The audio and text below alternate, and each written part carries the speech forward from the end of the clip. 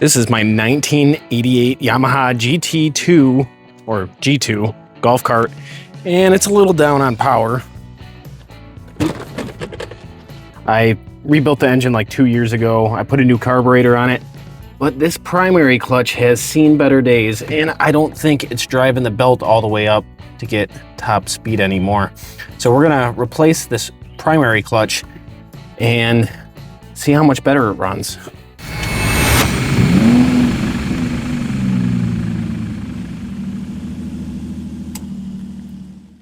Friday Parts reached out to me, sent me this package asking if I have any project coming up, and I said yes. So they sent me a box that's got a Frisbee in it, an air freshener, Friday Parts hat. This is the primary drive belt. They sent me, this is the blade balancer. This is in another video. I'll have it up there. This is for when you sharpen lawnmower blades, you got to balance them so you don't get shaky machines. And this is that there. And then the main one, which I opened to make sure it was correct, is the primary. This also drives your generator, turns this, which turns the engine, which turns it on, how golf carts basically work without having a constantly running engine. So we just got to swing over, get the other one out. So this is the old primary drive clutch, and I'm pretty sure all of these bolts are probably stripped out at some point. I think the weights are all messed up in this. This vibrates horribly because the counterweights in here are messed up and broke apart. So I'm hoping it will remedy that. This is also fairly loose in here. So I'm hoping to get a little bit more top speed out of it. So while taking this apart here, I'll tell you the upgrades I've done to this. I've pretty much removed the governor, put a brand new carburetor on it and a pod filter, and jetted the carburetor. This does have a CDI box over here, which cannot be replaced with just another drop-in unit. You can rewire them from different golf carts, but there's no direct drop-in for this model, which kind of sucks because the rev limiter, which it's nice because you're never going to blow your engine up, but you can only hit a certain top speed. Like this golf cart will only hit 22 miles an hour with the current setup. And I'm hoping that the new drive clutch will either get us there faster or will give us a little bit more top end. Because how this works is the faster you go, the more this belt rides up. And this one probably isn't engaging all the way up to the top. So we're not getting peak top speed. All right, we got to get this big nut off down here in the bottom.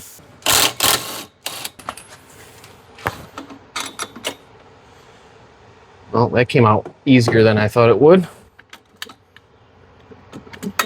Pull this side off. Slide the belt off. That was fun. Dropped you guys there. That's all right. Come on. There we go. The belt really doesn't look like it's in that bad of shape. There's no cracks. It's a little worn, but I'll save this just in case. All right, now we gotta take this belt off. Pretty simple. Don't have to take it fully off, but just get it out of the way. Now this is probably going to be the one that's going to be a pain in the ass to get off. Try a little bit of percussion here. Get something behind here to push.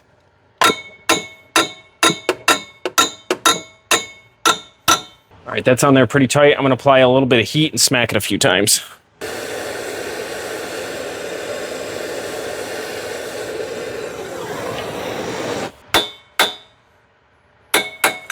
There we go. Nice. Oh, I'm not touching that. Here's what I was talking about with the other clutch. See how this one, all these other weights, how it works is when you're driving it, comes out.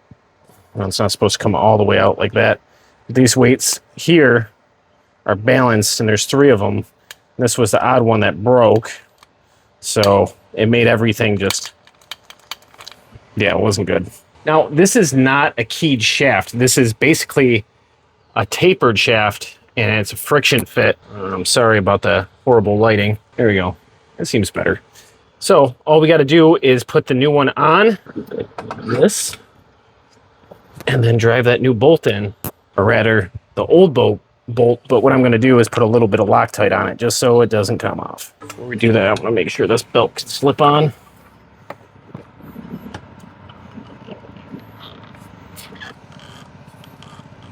Nice.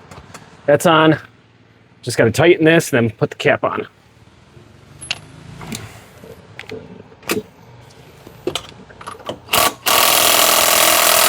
Now here's the new belt. Some of these belts, or some of these clutches, you'll have a flat side and a side that has a little slope to it, or a little bit of, angle. So you want the flat side on the flat side and the angled side on the angled side. Now this is angled on both sides, so it doesn't really matter which way you put this belt. I don't know if it's a better idea to get it on the back front first or the front first. Probably on the front first. Just drive that belt backwards.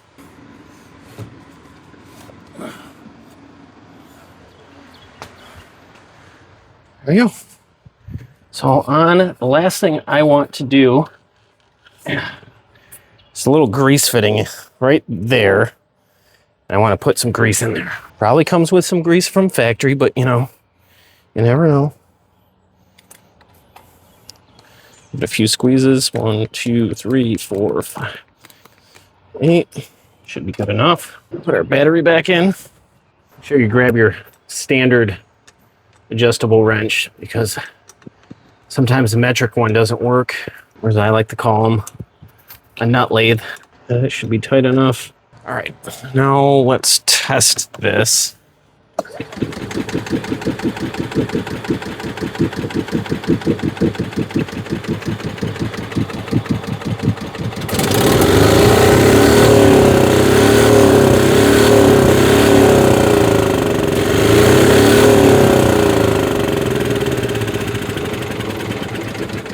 Belt expanding out. That's good.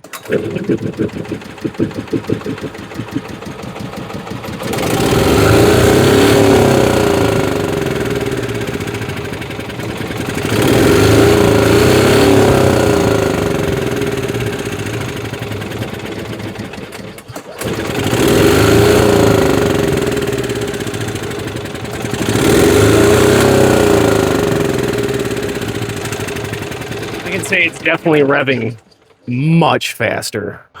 Last thing we got to do is take it for a test ride, see how it takes off, and see if it changes our top speed whatsoever. What are you chickens doing? You guys supposed to be out here? Huh?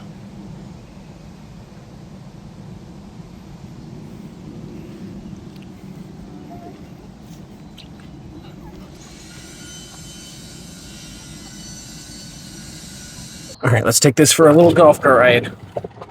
In gear. Got our speedo down here.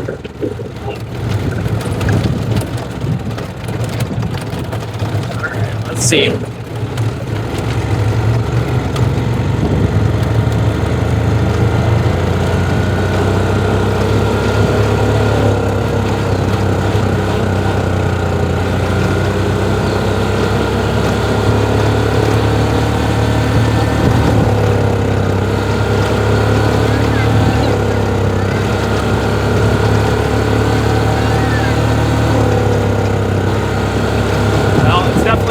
Faster.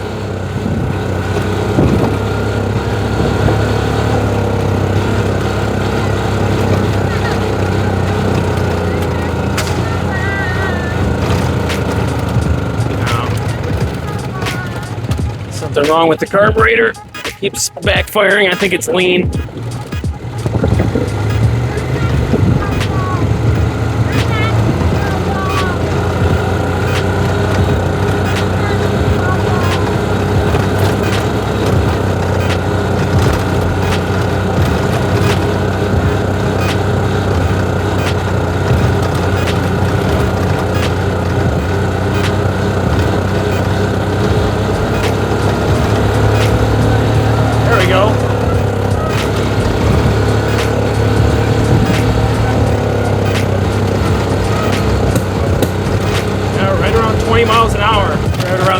Let's see if that changed anything.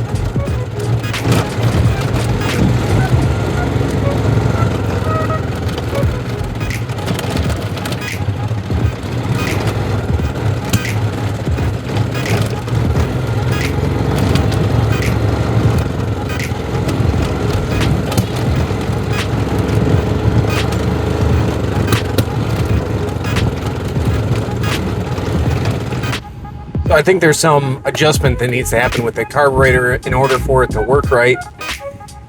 Probably some jetting or something like that, but I'll figure it out. But it does run better as far as the vibrations are down, and it picks up speed a lot faster. But like I said, the top speed isn't going to change because of that CDI box. I am currently on my way to go pick up another project. This is one you guys are not going to want to miss.